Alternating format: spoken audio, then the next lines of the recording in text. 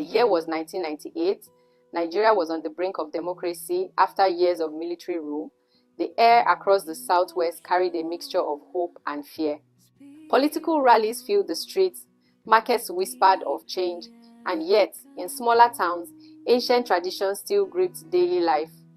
In Ijebu-Ode, a dispute was brewing not about politics, but about faith, culture, and the rights of women that shook the entire region.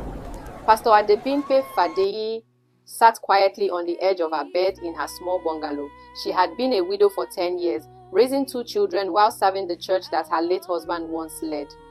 Her life was built on sacrifice, selling akara by the roadside to fund her children's schooling, walking miles to lead Bible study when her shoes had worn out. But for all her service, when she applied to become a senior pastor, the first woman to do so, the church council laughed. One elder, half drunk at the meeting, had sneered, "Pastor Adebimpe, go back to teaching children, the altar is for men." That night, sitting by her kerosene lamp, Adebimpe wept, for she remembered her husband's words before he died.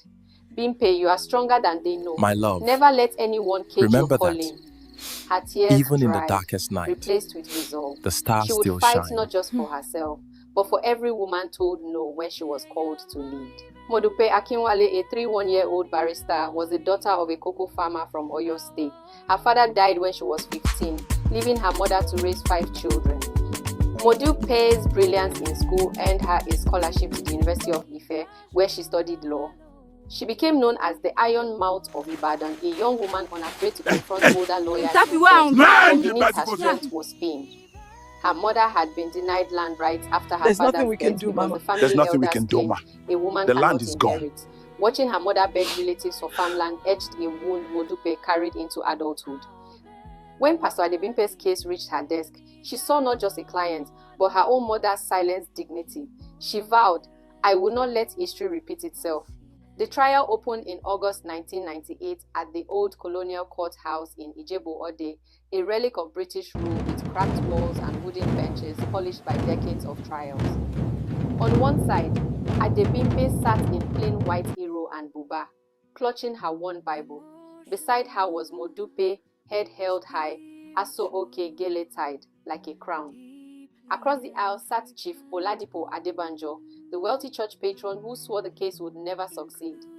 His lawyer, Barrister Kolapo Ogunbiyi, towered over the courtroom, his booming voice carrying the weight of both tradition Therefore, I and urge this intimidation. esteemed court to consider the implications of this case, not just for my client, but for justice itself. Through windows, old women fanning themselves with newspapers. Drummers outside beat softly, as if waiting for history to happen. It was during the second week of hearings that the threats began. Flyers appeared at dawn on the courthouse gates. Any woman who challenges God's order will bring curses on her family. At night, masked men were seen roaming the outskirts of town. Their chants belonged to the Oro cult, an ancient fraternity whose rituals excluded women after dark. Whispers spread that they planned to purify the town if the trial continued. One evening, as Modupe walked home, she found a dead chicken, his throat slit, placed on her doorstep with palm oil dripping beside it, a silent warning. She stared at it, her body trembling, but refused to cry. Instead, she whispered, "If fear is their weapon, courage must be mine." The climax came on a stormy Friday evening. The courtroom lights failed mid-session. Darkness swallowed the room, broken only by the glow of thunder outside. Then came the pounding at the doors, loud, deliberate, terrifying.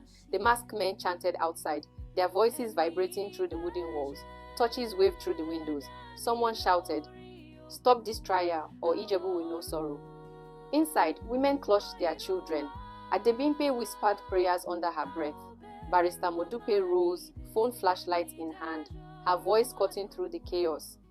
"You can burn our doors, but you cannot burn the truth." Suddenly, a bottle crashed through the window, fire spilled across the wooden floor. Screams filled the hall. The guards stamped it out as smoke choked the air.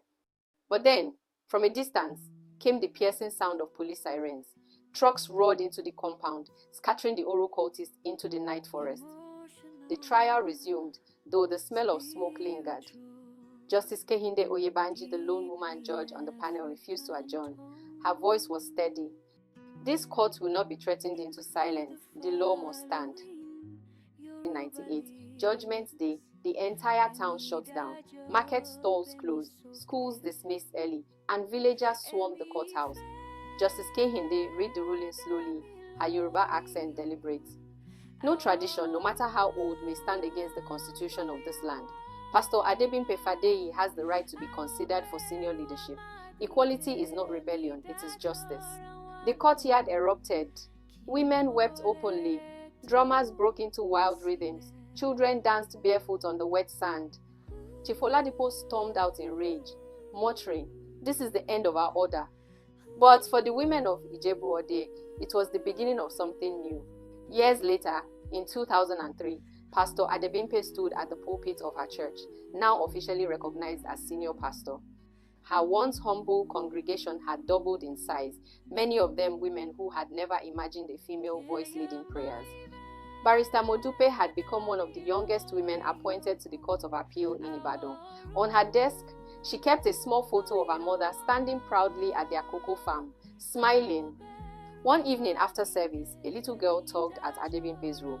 "Mama, can I preach like you one day?"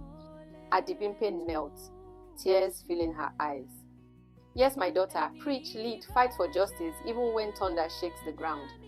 The trial of 1998 was remembered not as a case, but as a movement, the whispers of justice that grew into a roar across southwest Nigeria.